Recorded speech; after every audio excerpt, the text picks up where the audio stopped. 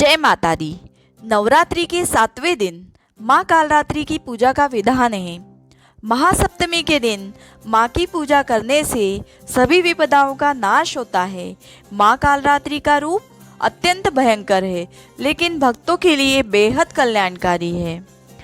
दोस्तों, आज के इस वीडियो में नवरात्रि के 7वें दिन पूजी जाने वाली माँ कालरात्रि के महत्व, पूजा विधि, जपे जाने वाले विशेष मंत्र और उनके प्रिय भोग के विषय में जानकारी देने वाली हूँ। माँ दुर्गा की 7वीं शक्ति कालरात्रि के नाम से जानी जाती है। दुर्गा पूजा के 7वें दिन माँ कालरात्रि की उपासना का विधान है। इस दिन साधक का मन सहस्रार चक्र में स्थित रहता है। इसके लिए ब्रह्मांड की समस्त सिद्धियों का द्वार खुलने लगता है।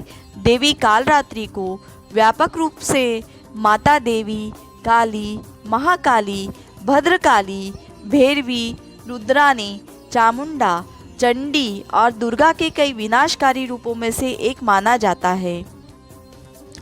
कालरात्रि दुष्टों का विनाश करने वाली है। दानव, दैत्य, राक्षस, भूत प्रेत आदि इनके स्मरण मात्र से ही भयभीत होकर भाग जाते हैं। ये ग्रह बाधाओं को भी दूर करने वाली है। इनके उपासकों को अग्नि भय, जल भय, जंतु भय, शत्रु भय, रात्रि भय आदि कभी नहीं होते। इनकी कृपा से वह सर्वदा भय मुक्त हो जाता है। सहस्रार चक्र में स्थित साधक का मन पूर्णतः माँ कालरात्रि के स्वरूप में अवस्थित रहता है। उनके साक्षात्कार से मिलने वाले पुण्य, सिद्धियों और निधियों, विशेष रूप से ज्ञान, शक्ति और धन का वह भागी हो जाता है। उसके समस्त पापों, विघ्नों का नाश हो जाता है और अक्षय पुण्य लोकों की प्राप्ति होती है। एक वेणी जपा कर्णपूरा, नग्नाखरा स्थिता, लंबोष्ठी कर्णिका कर्णी, तेलाभ्यक्त शरीरिणी,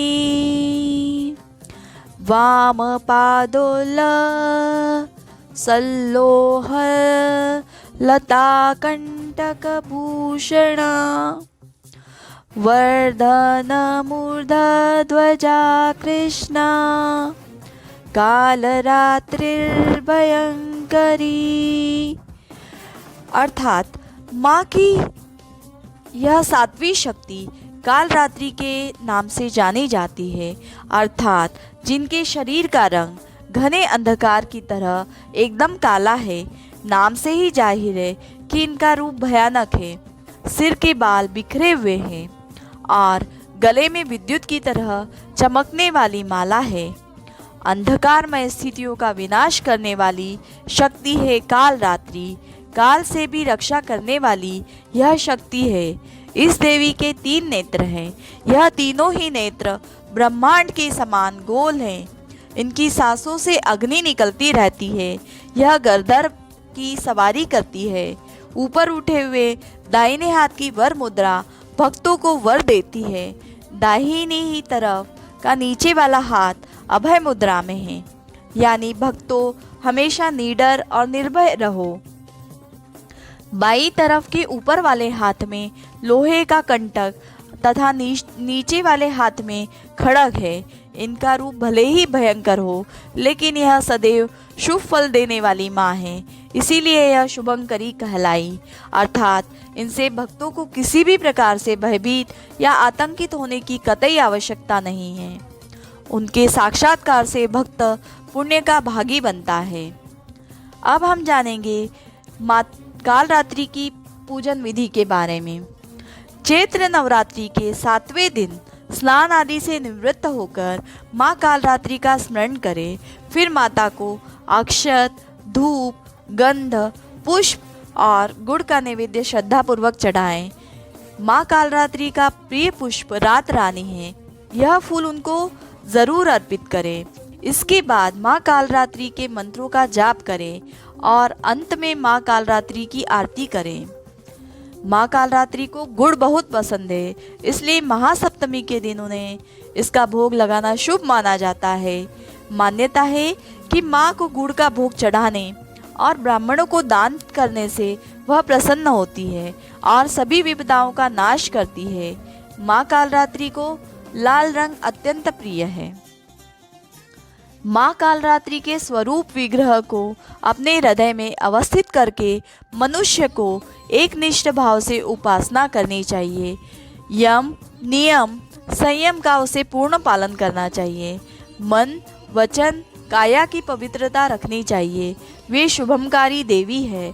उनकी उपासना से होने वाले शुभों की गणना नहीं की जा सकती। हमें निरंतर उनका स्मरण, ध्यान और पूजा करनी चाहिए। नवरात्रि की सप्तमी के दिन माँ कालरात्रि की आराधना का विधान है। इनकी पूजा अर्चना करने से सभी पापों से मुक्ति मिलती है और दुश्मनों का नाश होता है, तेज बढ़ता है। प्रत्येक सर्वसाधारण के लिए आराधना योग्य यह श्लोक सरल और स्पष्ट है। माँ जगदम्बे की भक्ति पाने के लिए इसे कंठस्थ कर नवरात्रि में 7वें दिन इसका जाप करना चाहिए। मंत्र इस प्रकार है। या देवी सर्वभूतेषु माँ कालरात्रि रूपेण संस्थिता नमस्तस्यै नमस्तस्यै नमस्तस्यै नमो नमः।